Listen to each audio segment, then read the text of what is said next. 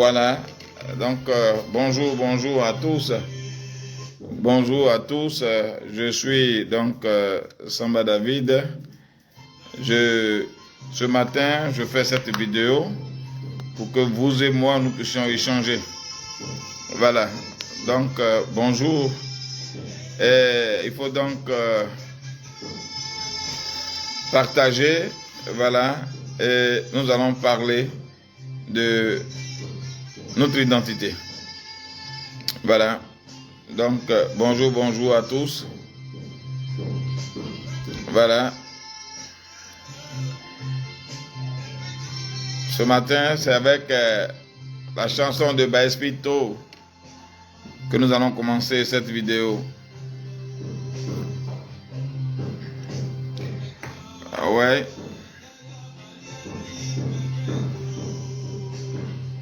Bonjour, faites-moi signe si vous êtes là. Voilà, faites-moi signe si vous êtes là. Oui. Signalez-vous. Voilà.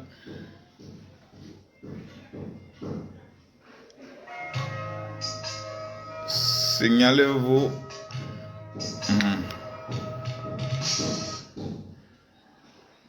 Bon, ce matin, nous allons commencer avec à la suite de Lucian Pado, à la suite de Baespito, c'est Lucian Pado. Voilà. La bonne musique ivoirienne. Bonjour. Ouais, Patricia Gibanos. Voilà. Bonjour d'être là. Bonjour à tous ceux qui nous rejoignent maintenant.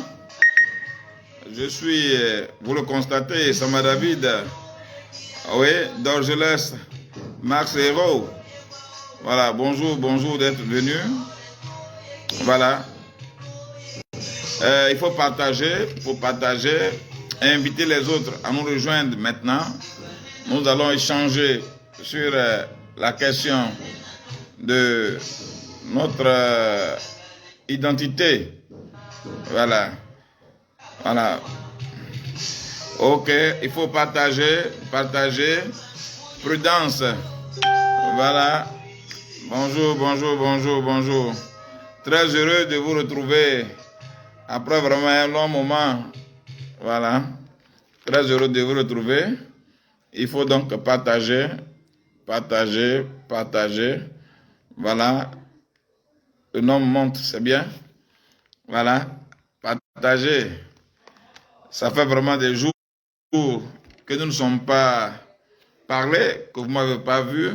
Waouh, je suis content des cœurs. Ok, je ne suis pas un habitué de ces cœurs-là.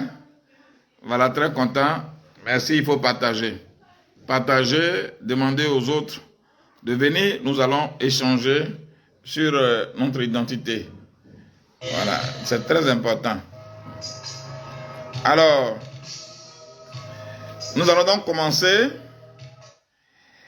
C'est juste hier que je fais un post. Et à la suite de ce post-là, il y a eu des commentaires. Ces commentaires-là ne sont pas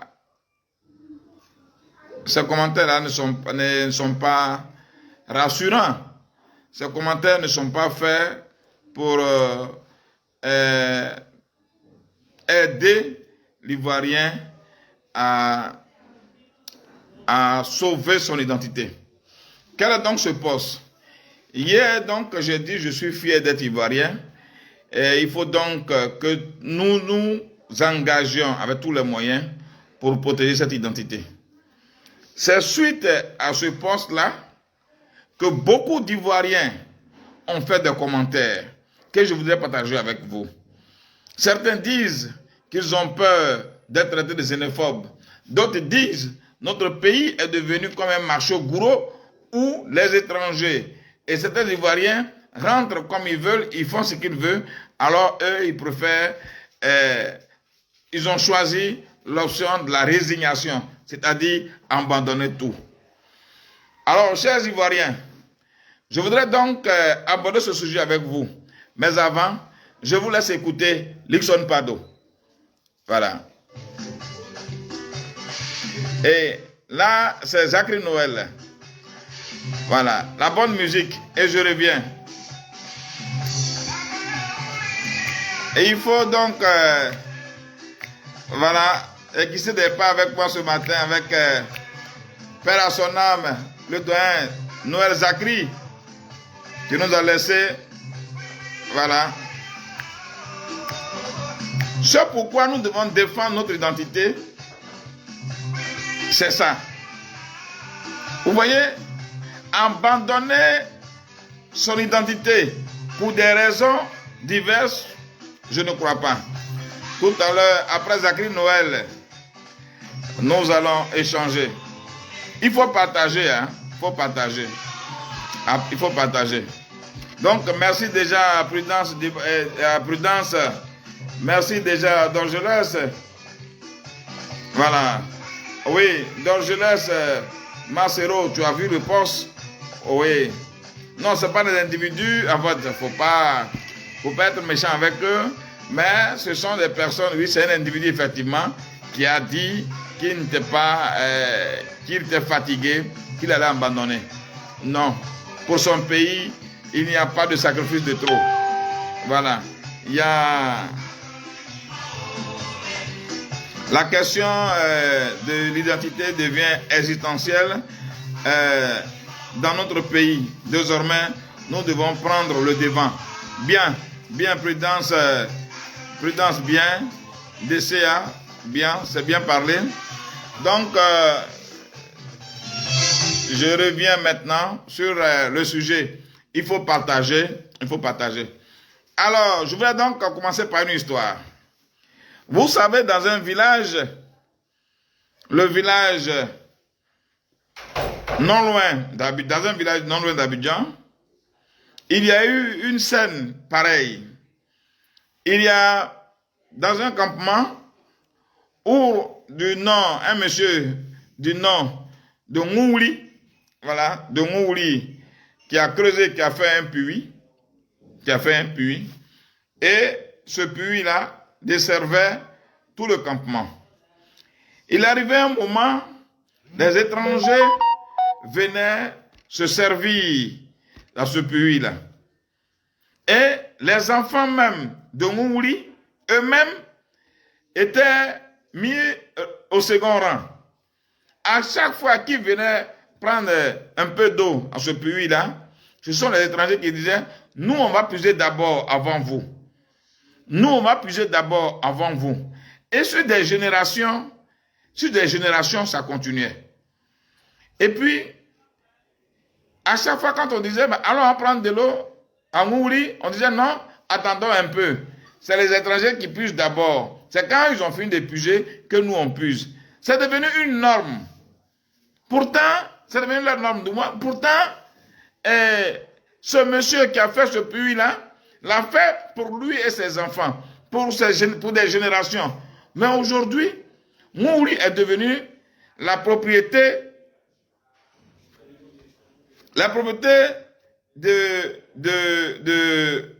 des étrangers. Alors, voici, donc Ngouli est épuisé par les étrangers. Voilà. Et un matin, il y a quelqu'un qui se lève, qui dit, mais pourquoi nous, on doit attendre les étrangers puiser d'abord avant que l'on épuise? Il dit non, c'est comme ça ici. Ici, ce sont les étrangers qui puisent d'abord avant nous. Et il y a un jeune qui prend la décision. Il dit non. Est-ce que vous avez essayé d'épuiser avant les étrangers? Il dit non, depuis que nous on est nés là, les étrangers puisent l'autre eau là avant nous. Donc il faut attendre. Si tu vas là-bas, ça va créer par là-bas. Et un matin, quelqu'un se décide. Et il va à Ngouli. Et il décide de puiser avant. Il a réussi à puiser. Il est parti. La deuxième fois, il vient, il y a un étranger qui dit non, c'est nous, on doit puiser avant vous. Ici, c'est comme ça. C'est nous, on doit puiser l'eau là avant vous. Et le gars lui demande, l'eau là, c'est pour vous? Il dit, nous, on a trouvé ça comme ça. Nos parents disent, nous, on puise avant les gens du village. Il dit, bon, dites à vos parents qu'à partir d'aujourd'hui, c'est les gens du village qui doivent puiser avant vous. Et là, ça déclenche une bagarre. Et puis, les villageois disent, non, nous, on t'a dit que tu ne devais pas aller puiser. Et voici donc, ça commence. La bagarre, une bagarre déclenche. Une bagarre déclenche. Et puis voilà. Mais ce jeune-là qui a pris la responsabilité d'aller puiser ce puits-là, a eu plus de soutien. Pourquoi? Parce que même parmi les étrangers, les gens ont dit, enfin, enfin, les gens du village, les enfants de Ngouli, les petits-enfants de Ngouli ont compris que cette eau-là leur appartenait. Alors vous, nos frères étrangers que vous battez, arrêtez, parce que c'est leur eau. Il faut négocier avec eux.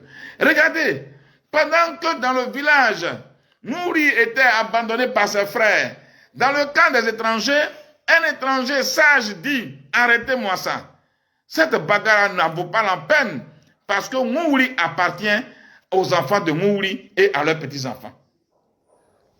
Mais, pourquoi les choses vont changer? Les choses changent parce que quelqu'un a pris la responsabilité. Quelqu'un a osé mettre fin à cette injustice-là. Quelqu'un a osé dire, Ngouli, qui est le puits creusé par nos ancêtres, nous appartient. Et il a mené un combat pour ça. Aujourd'hui, cela a pris fin. Et dans ce village-là, ce sont les enfants du village qui partent d'abord puiser avant les autres, avant les étrangers. C'est cela l'histoire de la Côte d'Ivoire. Aujourd'hui, quand vous pensez que notre pays, on ne peut pas dire à quelqu'un que tu es un étranger que c'est un crime, non! Sortez de ce complexe-là. Sortez de cette peur-là. Sortez de cette pensée de vous infantiliser là. Dans tous les pays, même dans nos villages, quand tu vas dans un village, on dit demander les nouvelles à l'étranger. Ça n'a rien à voir. Chacun, quand tu quittes un sol, que tu y revas, ou bien que tu y repars du moins, et que tu viens d'Abidjan, que tu vas au village, on dit lui, c'est un étranger. Donc, étranger, il y en a partout. Même ton propre enfant, quand il voyage et qu'il revient, tu dis, demandez la nouvelle à l'étranger qui vient d'arriver. C'est un étranger. Donc, dire de quelqu'un qu'il est étranger, ce n'est pas un crime. Parce que chacun a un pays. Aujourd'hui, en Côte d'Ivoire, les Ivoiriens même ont peur de dire aux gens qu'ils sont étrangers. Non. Quand il est étranger, il faut dire que c'est un étranger. Il y a un président français qui disait, il faut appeler le chat, chat. Un étranger, c'est un étranger. Mais quand nous, qui avons fait un peu l'exil, le Ghana, le Togo, le Bénin et autres, arrivés là-bas, les autochtones nous appellent étrangers. Parce que nous sommes un non-national. Nous sommes doués de non-nationaux du moins. Donc, appeler quelqu'un étranger, ce n'est pas un problème. Mais c'est nous, les Ivoiriens, qui pensons que faire cela est un crime. C'est nous qui sommes le problème. Parce que l'étranger, si toi, tu refuses de reconnaître qu'il est étranger, mais demain, il t'appellera étranger. Et tu vas perdre la terre de tes ancêtres. Quand tu mènes une lutte pour la terre de tes ancêtres, sache que cette terre-là te soutient. Et que jamais tu ne vas faillir. Jamais tu ne seras combattu. Non, jamais tu seras battu parce que cette terre-là est déjà ta force. Ne cherche pas une force ailleurs. Ne cherche pas un soutien ailleurs. Le seul soutien dont tu as besoin, qui va t'amener à remporter cette bataille-là, c'est la terre de tes ancêtres. C'est la terre de tes ancêtres. Donc aujourd'hui, je ne vois pas pourquoi vous êtes complexés. Pourquoi les Ivoiriens sont complexés? Pourquoi ils ont peur de dire à quelqu'un qui n'est pas national qu'il est étranger? Non. Les étrangers eux-mêmes, ils savent qu'ils sont étrangers. Mais c'est parce que nous leur avons abandonné notre pays. C'est pour ça qu'il faut se réveiller ce matin. C'est pour ça qu'il faut se réveiller ce matin. Il faut se réveiller et reprendre les choses en main. Vous-même, Ivoirien, ton frère Ivoirien fait le commerce à côté. Lui, un étranger, vend les mêmes choses. Et toi, tu laisses ton frère Ivoirien et tu vas acheter chez un étranger. Et tu te sens complexé. Pourquoi? Pourquoi tu te sens complexé? C'est toi-même le problème. C'est l'Ivoirien le problème. Regardez nos étrangers qui sont ici. Quand il est midi, ils ne vont pas manger ailleurs si ce n'est pas chez leurs frères étrangers. Reprenez les Béninois, prenez les Togolais, prenez les Sénégalais. Ils mangent la nourriture de chez eux. Ils mangent chez leurs frères, chez leurs sœurs. Mais un Ivoirien, il va trouver tout de quoi dire sur la nourriture de son frère. Non, l'Ivoirien, il prépare mal. Non, il est cher. Non, il est ceci. Non, il est cela. Pourtant, les étrangers, ils sont solidaires. La solidarité manque à notre pays. Et un Ivoirien n'est pas solidaire de son frère. Et c'est un problème. Soyons fiers d'être Ivoiriens. Soyons fiers d'être Ivoiriens. Et sortez de ce complexe-là. Tu vas dans un marché, un Ivoirien, marché Guigué-Bagnon, où des Ivoiriens sont bouchés, où des Ivoiriens vendent tout. Mais un Ivoirien, il rentre dans le marché, il laisse la nourriture de son frère Ivoirien et il va prendre pour un étranger. Tu veux qu'il s'en sorte comment? Tu veux que le pays te revienne comment? Mais l'étranger, l'argent que tu lui donnes, ça va ailleurs. Ça va dans un autre pays. Or, celui que tu donnes à ton frère ivoirien reste dans ton pays et contribue à construire, à développer ton pays. Et cela sera partagé avec tes soeurs, avec tes frères. Il faut donc prendre conscience de cela. Vous dites non, ce sont les étrangers qui ont pris le pays. Mais où étais-tu? Où étais-tu quand les étrangers prenaient le pays? Que faisais-tu quand les étrangers prenaient ce pays? Qu'as-tu fait quand les étrangers ont pris ce pays? C'est ça. C'est ça. C'est ça. Les Français ont partagé le pays là. Ils ont délimité. On dit, ici c'est la Côte d'Ivoire, ici c'est le Burkina, ici c'est le Mali, ici c'est pas nous qui avons délimité. Mais dans chaque pays, les citoyens ont un avantage. Dans chaque pays, les citoyens ont un avantage. Regardez, je vais en Tunisie par exemple, un pays où je suis allé pour des soins. Pour acheter une maison en Tunisie, il faut que tu sois marié à une Tunisienne. Pour réaliser, pour poser une entreprise en Tunisie, il faut que ton associé soit tunisien et il faut qu'il soit majoritaire. Pour faire l'école, la médecine à l'université de Tunisie, il faut être tunisien 100%. Il y a des règles dans tous les pays. Il y a des règles dans tous les pays. Mais en Côte d'Ivoire, toutes les entreprises appartiennent aux étrangers. Aucun Ivoirien n'est actionnaire. Aucun Ivoirien. Et c'est un problème. C'est un problème. Notre pays, nous l'avons nous-mêmes abandonné entre les mains des étrangers. J'étais au tribunal du commerce un jour et puis j'ai assisté à une audience. Il y a un étranger qui a une entreprise en zone industrielle. Et quand il est arrivé, ses grands frères l'ont fait venir pour diriger l'entreprise. Celui qui l'a trouvé là a dit, tu peux te taper toutes les femmes qui sont là, il n'y a pas de problème. Et ici, là, nous, on a déjà raison. Et il avait l'habitude de se taper des jeunes filles qui travaillent dans la zone industrielle. Et un jour, il a fait ça à une vieille femme. Cette vieille femme-là s'est sentie indignée, s'est sentie humiliée dans sa peau, dans sa chair, parce qu'elle venait de montrer sa nudité à un petit. Pourquoi? Parce que c'est son patron. Et quand elle a expliqué ça à quelqu'un, la personne lui a dit, va porter plainte. Va porter plainte. Je vais te trouver un avocat. Et la vieille femme porta plainte. Arrivé au tribunal, le monsieur a avoué. Il dit, ce sont mes frères qui m'ont trompé. Ils disent que dans ce pays-là, on peut se permettre tout. On peut se taper tout. Et on a raison parce qu'on a l'argent. Voici ce qui se passe dans notre pays. Parce que nous-mêmes, nous avons donné la possibilité à ces étrangers-là de faire de nous ce qu'ils veulent. J'ai encore un autre ami, ça c'est un Libanais. Il dit, mais pourquoi vous les Libanais, vous n'êtes jamais en règle? Ils disent, eux là, ils s'adaptent à tout, ils sont adaptateurs. S'ils vont dans un pays et que là-bas c'est la loi qui fait loi, alors eux, ils s'alignent. Mais si c'est la corruption qui fait loi, alors eux, ils rentrent dans la corruption. Point barre. Voici un peu comment nous vivons et pourquoi nous ne devons pas abandonner notre pays. Sinon le reste des partis politiques, des parapolitiques là, ça c'est plus distraction. Le vrai problème de la Côte d'Ivoire, c'est que les Ivoiriens eux-mêmes ont abandonné la Côte d'Ivoire entre les mains des étrangers. C'est de ça qu'il s'agit. Il faut donc se réveiller. Et ce réveil-là doit commencer d'abord par le commerce, par les petites choses d'abord.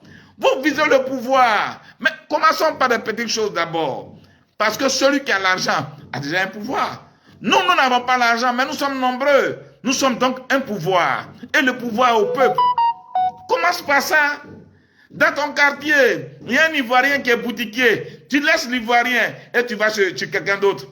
Dans ton quartier, il y a une boulangerie tenue par un Ivoirien. Tu laisses cette boulangerie, tu vas chez quelqu'un d'autre. Dans un restaurant, tu rentres dans un restaurant, tu laisses le restaurant de l'Ivoirien, tu vas chez quelqu'un d'autre. Mais comment veux-tu que le pays te revienne? Regardez aujourd'hui, je prends le secteur du Garba, que je maîtrise le mieux. Mais tous les autres garbadromes, tenus par nos frères Aoussa, mais ce sont nos frères Aoussa qui vont chercher au Niger pour venir. Pendant que nous, on loue les magasins, on loue des magasins, et qu'on emploie des Ivoiriens, et ils n'ont pas de magasins, ils ont des bata, hangars. Ça dit qu'ils rapportent rien au pays. Et avec qui ils travaillent avec les frères avec lesquels ils sont venus. Pourtant, nous, on prend les Ivoiriens. Mais l'Ivoirien, il laisse ça, il dit non, quand c'est trop propre, c'est pas doux, c'est pour Aoussa qui est doux. Vous voulez récupérer le pays comme ça? Il faut appeler les choses par leur nom. Ce que toi-même tu peux faire, sans te demander d'aller faire une marche, d'aller faire une protestation, c'est de réorienter, c'est de changer tes habitudes alimentaires, vestimentaires et transport aussi. Quand tu vas acheter un habit et qu'il y a un Ivoirien qui est là, qui vend les mêmes choses, parle avec ton frère Ivoirien, prends pour lui. C'est d'abord ça le changement. Tu vas dans un restaurant, tu vois qu'il y a un Ivoirien qui est là, et il y a d'autres personnes, mais mange chez l'Ivoirien. Si ce n'est pas bon, critique ton frère devant la personne pour dire ma soeur, ou bien mon frère, j'ai mangé ici aujourd'hui, mais ce n'était pas trop bien. Demain, je préfère que tu fasses ça. C'est ça la solidarité. Mais vous laissez tout ça. Vous êtes avec les étrangers, et c'est vous qui vous plaignez sur les réseaux sociaux pour dire notre pays appartient aux étrangers. Mais toi, tu fais quoi pour que cela change? La seule petite chose que tu peux faire, c'est de changer ta manière aujourd'hui. C'est de changer tes habitudes aujourd'hui. Changer la mentalité des Ivoiriens aujourd'hui. Comme un pays où les autochtones, les propriétaires du pays sont maltraités par les étrangers. Et puis ça ne vous dit rien. Ça ne vous dit rien parce que qu'est-ce que vous faites? Même en ville, quand il y a parole entre étrangers et Ivoiriens, tu vas voir les Ivoiriens vont dire non, l'Ivoirien n'a pas raison, c'est l'étranger qui a raison.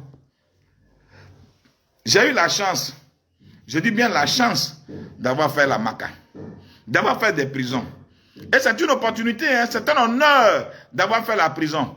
Mais quand tu es dans cette prison, tu sors de là avec beaucoup d'informations. Il y a un jeune Ivoirien qui vivait aux États-Unis, qui est venu faire affaire ici avec les étrangers dans le bâtiment, dans l'immobilier. Ils ont travaillé, il a travaillé avec cela. Il a trouvé qui pouvait s'installer à son propre compte. Il s'est installé à son propre compte. Alors l'étranger qui était là, avec qui il a quitté, va voir la justice pour dire qu'il lui fait une concurrence. Sans rien, le monsieur est arrêté. On le jette en prison. Il a bataillé. Son avocat a tout fait. On dit, il a donné 50 millions, qu'il donne 100 millions comme caution. Et puis, il quitte le pays. Il arrête l'activité pour laisser la place à l'étranger. Ça a existé. Et ce jeune Ivoirien dont je parle, s'il écoute la vidéo, il se reconnaît. Il voit combien de fois il a souffert à la Maca. Il a réuni 75 millions pour une liberté sous caution. Et aujourd'hui, il a quitté le pays, il vit aux États-Unis. C'est ça la Côte d'Ivoire. Mais c'est nous qui devons changer ça. J'étais dans un cabinet au plateau, au 4e cabinet d'instruction. Là-bas, un Libanais est arrivé et il causait, je veux que vous me dites ce que je dois faire pour que ce monsieur que j'ai mis en prison là passe assez de temps en prison. Ça se fait en Côte d'Ivoire. Il s'agit des Ivoiriens. Chers Ivoiriens, si on a toujours peur de parler et qu'on a toujours peur de défendre nos droits, nos intérêts, ce qui nous revient de droit, nous n'allons pas avoir peur de disparaître un matin sur le sol, le territoire de nos deux ancêtres. Il faut donc prendre conscience. Et la prise de conscience commence dans les petites choses. Dans les petites choses. Tu arrêtes un taxi. Si tu constates que ce n'est pas un Ivoirien qui est chauffeur, laisse-le. Prends un autre taxi où un Ivoirien est chauffeur. Parce que rien ne nous appartient. Le transport, ce sont les étrangers. Le commerce, ce sont les étrangers. Les entreprises, ce sont les étrangers.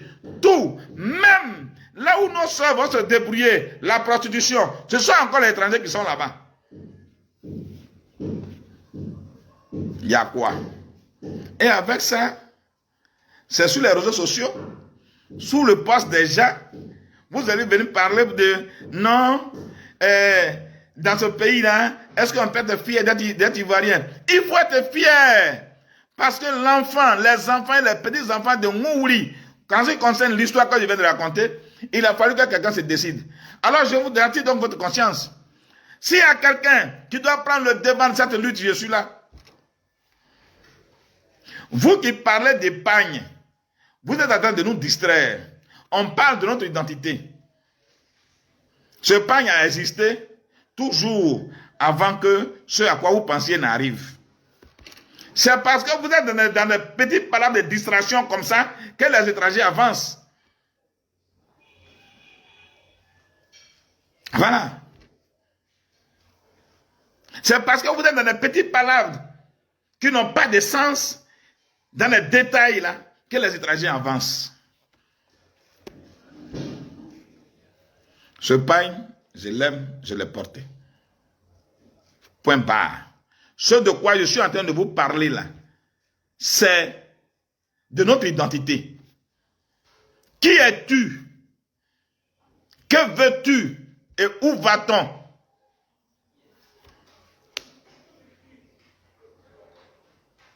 Qui es-tu? Et où vas-tu? C'est de ça qu'il s'agit. Il faut être fier d'être Ivoirien. Aujourd'hui, le Mali, les Maliens sont fiers d'être Maliens. Le Burkinabé, il est fier d'être Burkinabé. Le Guinéen est fier d'être Guinéen. Mais toi, tu n'es pas fier d'être Ivoirien. Parce que là, quand quelqu'un est là, tu as peur d'être dit que tu es Ivoirien. Mais tu es perdu. Un homme, une personne sans identité, c'est une personne qui est perdue. Même un corps. Regardez nos frères qui décèdent à l'étranger. On les rapatrie leur corps. C'est-à-dire même son corps a une identité. Même ton corps, on reconnaît ton pays. Je viens d'accueillir le corps de mon beau-frère qui est décédé à Dakar, qui est employé à la BCAO. On a accueilli son corps le 8. On a reçu son corps ici. C'est-à-dire même un cadavre a une identité. Alors toi, tu vis. Quelle est ton identité? Donc tu as peur. Tu as peur de dire que tu es Ivoirien? Pourquoi? C'est l'identité de tes parents. C'est le sol de tes parents. Et personne ne pourra venir te chasser de cette terre-là. C'est le vrai combat qui est là. Quand vous vous levez, vous dites la vie est chère. Mais celui qui voit ce que tu manges, c'est un étranger. Il fait le prix qu'il veut. Les quincailleries, ce sont les étrangers. Le transport, mais ce sont les étrangers qui tiennent tout. Ils font ce qu'ils veulent. Le coût de la vie en Côte d'Ivoire a exagérément augmenté. Sous prétexte que c'est le délestage. À cause du délestage, tout a augmenté. Mais le délestage est fini. Le délestage est fini. Mais tout augmente toujours. Parce que ce n'est pas leur problème. Si quelque chose qu'ils ont acheté à 100 francs, ils vont vendre ça à 500 francs. Ce n'est pas ton problème. Il faut donc nous réveiller. Les grandes marches que vous voyez dans les pays tels que le Mali, le Burkina, la Guinée, où les populations descendent dans les rues, là, ce n'est pas un film. Ce ne sont pas les anges qui sont venus. Ce sont les hommes qui sont décidés de changer les choses. On ne fuit pas. Il y a un proverbe de chez nous qui dit, quand il y a un serpent dans la maison de ton père, il y a trois attitudes à avoir. Ou tu abandonnes la maison de ton papa, ou tu subis l'existence de ce serpent, ou tu te révoltes, tu te décides à changer les choses. 3. C'est pour ça que je ne suis pas d'accord avec les jeunes qui quittent la Côte d'Ivoire, qui vont s'offrir en holocauste, à l'océan, parce qu'en Côte d'Ivoire c'est dur. Non! On ne vit pas quelque part parce que ce n'est pas dur. C'est parce que c'est dur qu'il faut y vivre pour changer les choses. Sinon nous autres, on serait encore en exil. On serait partis en Europe, comme tout le monde. Non, mais et tes enfants, et tes parents, il faut changer la situation. Et ce sont des personnes courageuses, indignées, décidées de changer les choses, qui changent les choses. Mais on n'abandonne pas parce que c'est dur. Non. Sinon, nous autres, on aurait abandonné la lutte. Parce que moi que vous voyez, je n'ai pas connu Laurent Gbagbo quand il était président de la République. Pourtant, nous sommes de la même région. Je ne l'ai jamais vu, jamais salué. Pendant 10 ans, il était président de la République. Jamais. Je ne connais pas chez lui. Mais quand il est tombé, quand, comment on appelle, la rébellion s'est déclenchée, je me suis mis du côté de la légalité et du droit. Mais quand il a été arrêté et déporté, pendant 10 ans, je me suis opposé. Pendant 10 ans, j'ai dit non, j'ai dénoncé cette injustice. Pourtant, je ne l'ai jamais connu. Pourtant, je ne l'ai jamais connu. Parce que les gens pensent que nous qui avons pris faire cause pour Laurent Gbagbo en son temps, parce qu'il était en prison, non. Nous avons pris faire cause pour le côté faible, pour les opprimés, pour la justice. Sinon, moi, je ne l'ai jamais connu. Pour certains qui pensent que non, Samba, il est aigri parce qu'il mangeait avec le pouvoir. Gbagbo a fait 10 ans de pouvoir. Moi, je ne l'ai jamais connu. Je ne l'ai jamais rencontré, je ne l'ai jamais salué. Mais après sa chute, c'est nous qui avons dit non. Non à l'injustice. Donc on a toujours défendu l'injustice. On a toujours défendu la justice. On s'est toujours dressé contre l'injustice. Voilà. Donc voilà. Donc il y a cette conscience-là. Il faut rééduquer les Ivoiriens. Il faut comprendre. On ne défend pas quelqu'un parce que c'est ton frère. Il faut défendre ce qui est juste. Moi, il y a des fois quand j'arrête un taxi, je dis, tu es étranger? Si je dis oui, il faut partir. Parce que ce sont eux qui sont les plus impolis. Les taximètres impolis, là, ce sont les étrangers. Ils sont très impolis, très arrogants. Ils n'ont pas la considération de nos policiers.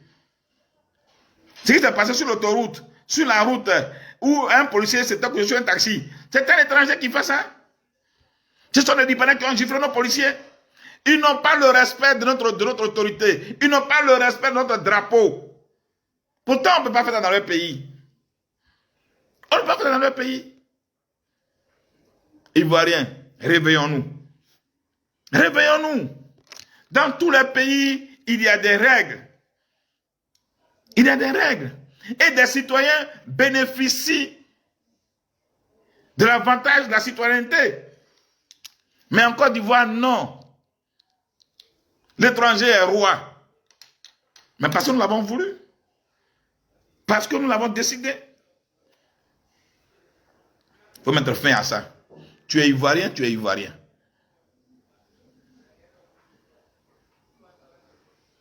Tu es ivoirien, tu es ivoirien. Tu es ivoirien, tu es ivoirien. Peu importe son bord politique. Le problème de la Côte d'Ivoire, ce n'est pas l'ethnie, ce n'est pas la région, ce n'est pas la religion. Ce n'est pas parce qu'il est du là, ou bien qu'il est du nord, qu'il est de l'ouest, qu'il est du sud, qu'il n'est pas ton frère. C'est ton frère. Ce que vous avez en commun, c'est votre identité. Le vrai problème est ailleurs. Le vrai problème, c'est notre abandon. C'est l'abandon des Ivoiriens. Sinon, en Côte d'Ivoire, depuis longtemps, il n'y a pas de problème d'identité. Il n'y a pas de problème d'identité. Des partis politiques, c'est comme un jeu. C'est comme un jeu. Moi, j'ai des amis qui sont au rage de paix, qui m'ont même aidé. Quand j'étais en prison en 2017, la scolarité de mes enfants, je salue au passage Doumbia Major, qui a fait venir l'argent depuis France, 178 000 francs. Pour dire, Samba, tu es en prison, comment tu fais? Je t'envoie l'argent. Et j'ai dit à quelqu'un, bon, réceptionne ça pour aider mes enfants en 2017. Pourtant, j'avais été arrêté parce que j'étais dans une plateforme, la CNC. Mais les gens de la CNC eux-mêmes là, m'ont pas donné 5 francs, n'ont pas assisté ma famille pendant les 3 ans. Mais voilà, Doumbia Major, depuis la France, m'a envoyé 178 000 francs pour aider mes enfants. C'est ça. Ça veut dire que c'est l'identité qui nous lie. C'est l'identité qui nous lie. C'est ça, c'est l'identité qui nous lie. J'ai encore un autre ami que j'ai connu en prison, qui est bien placé. Quand j'étais malade, il m'a envoyé 100 000 francs. Mais pour prendre mon fils en stage, il m'a dit, frère, viens au rage de paix d'abord pour que je prenne ton enfant. Je lui ai dit, basta. Parce que notre identité, notre amitié ne peut pas être conditionnée. On n'est pas frères parce que tu as les moyens, ou bien j'ai les moyens. Nous sommes frères parce que le sort l'a voulu. Moi, on ne me fait pas de chantage. Alors, chers Ivoiriens, voici un peu, pour souffler, on va donc aller un peu en musique. Voilà. On va donc aller en musique un peu. Voilà, merci. Merci, chers Ivoiriens. Il faut partager. Partager. Si tu as peur de parler dans ton pays et de ton pays, alors tu es perdu. Ce qui me caractérise, moi, Samba David, c'est que si j'ai eu peur un jour, c'est un rêve. Sinon, la peur n'existe pas pour moi. Je dis ce que je pense et à qui peut m'entendre. C'est pour ça, aujourd'hui en Côte d'Ivoire, quand tu dis ce que tu penses, on dit il est vendu, il est acheté, il est au restaurant, c'est cela. Moi, j'ai créé mes gabadromes pour que je puisse parler librement. Si je fais un garba, voilà, si je fais un garba, pourtant je suis l'un de ceux qui a mouillé le maillot pendant les 10 ans de la torture de Ouattara. Mais je pouvais aller avec eux, mais ça ne m'intéresse pas. Mes enfants sont tous diplômés, ils sont ici. Et le concours, ça ne marche pas, parce qu'on n'a pas l'argent pour payer. Ça aussi, c'est ça. Alors, ceux des partisans de moindre fort qui sont sur les réseaux sociaux, qui traitent les amis de vendus, ceux-là, là. Nous autres, là, on a décidé de vendre notre attiqué, et c'est ça qui nous nourrit. Je paye mon carburant avec.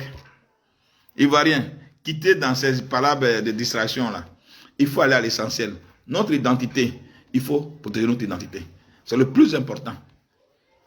C'est le plus important. Dans la vie, on ne peut pas tout accepter. Quand tu refuses d'effrayer quelqu'un, c'est quelqu'un qui va t'effrayer et qui va continuer de t'effrayer. Merci, merci, merci pour tout. Et puis je crois bien que nous serons à très bientôt pour une autre vidéo. Voilà. Voilà. Merci. Voilà. Je vous laisse ici avec le doyen. Qui connaît son nom? Amédée Pierre. Merci et bye bye. C'était donc Sama David. Voilà, merci. Il faut partager. Partager. De temps en temps, je viendrai échanger avec vous sur ce genre de sujet. L'Ivoirien d'abord, c'est très important. Voilà, tu vas sur les prostituées, il faut demander, est-ce que tu es Ivoirienne? Si elle dit non, il faut la laisser, prends quelqu'un d'autre. Voilà, c'est ça. Tu as emprunté un taxi, si ce n'est pas un Ivoirien, laisse-le, prends quelqu'un d'autre. Tu vas manger garba, si c'est Aoussa, laisse, c'est pas propre, va chez l'Ivoirien. Voilà. Voilà, Amédée Pierre. Voilà. Merci bien. Merci et bye bye. À très bientôt. Il faut donc partager. Je vous aime. Je vais donc replacer mes lunettes. Parce qu'il paraît que quand je porte ça, je suis comme Lambert. Tu deviens beau depuis que tu as tes lunettes. Bisous à vous.